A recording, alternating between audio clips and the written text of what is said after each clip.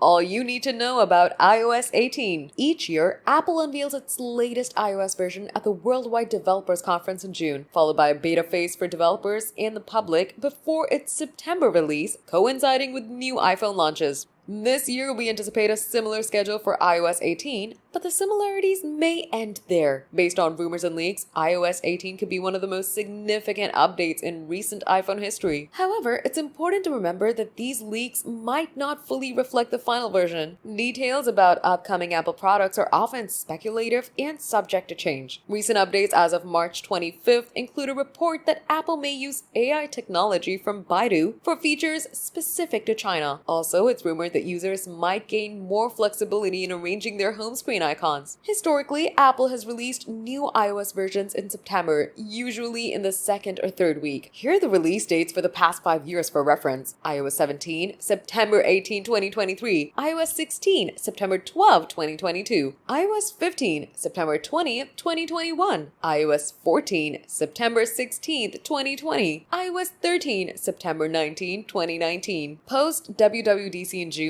Apple usually releases a developer beta followed by a public beta in early July. The main release typically occurs in September. While there's no specific information on compatibility, it's expected the devices supporting iOS 17 will also support iOS 18, ranging from the iPhone XR and XS, second-gen iPhone SE, up to the latest iPhone models. Bloomberg's Mark Gurman suggests that iOS 18 might be one of Apple's most groundbreaking updates, particularly with new AI features. Siri and AI integration.